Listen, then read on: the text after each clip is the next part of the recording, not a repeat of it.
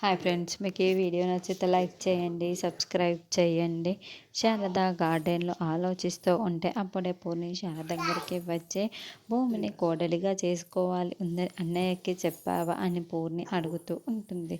భూమి మనసులో ఏముందో తెలుసుకోకుండా అన్నయ్యతో ఎలా మాట్లాడేది అని శారద అంటుంది.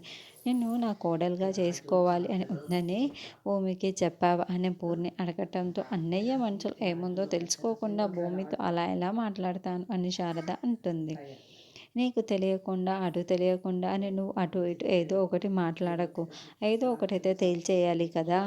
నేను ఎప్పుడే భూమికి కాల్ చేస్తాను, నువ్వు భూమితో డైరెక్ట్గా మాట్లాడేసే అని పూర్ణి ఫోన్ తీసుకొని చేయబోతూ ఉంటే, అయ్యో వద్దు పూర్ణి వద్దు అని, నువ్వు ఆగమ్మా ఆగు అని శారద మాట వినకుండా పూర్ణి వెంటనే కాల్ చేసి మాట్లాడమ్మా మాట్లాడు అంటే శారద చేతికి ఫోన్ ఇస్తూ ఉంటుంది.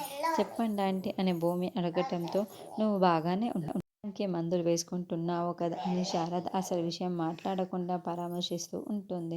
వేసుకుంటున్నాను ఆంటీ అని పూర్ణి చెప్పడంతో వెంటనే పూర్ణి ఫోన్ లాక్కొని, ఇదిగో భూమి, నేను స్ట్రైట్గా చెప్పేస్తున్నాను, అమ్మ నిన్ను కోడలుగా ఈ ఇంటికి తెచ్చేసుకుందాం అనుకుంటుంది, వస్తావా అని పూర్ణి అడగటంతో భూమి చాలా సంతోషంగా ఏంటి అని అడుగుతూ ఉంటుంది.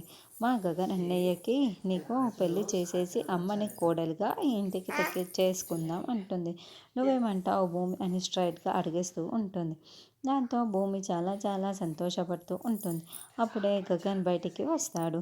ఫోన్ మాట్లాడడం కూడా పూర్తయిపోయి ఉంటుంది. అప్పుడు పూర్ణి భూమికి కాల్ చేసి, నీకు భూమికి పెళ్లి చేసేసి భూమిని ఈ ఇంటి కోడలుగా తెచ్చేసుకుందాం అనుకుంటున్నాను అని అమ్మ అడిగింది అని నేను భూమికి అసలు విషయాలు చెప్పేశాను అని పూర్ణి చెప్పడంతో, అలా ఎలా అడుగుతారు అని గగన్ షాక్గా వింటాడు.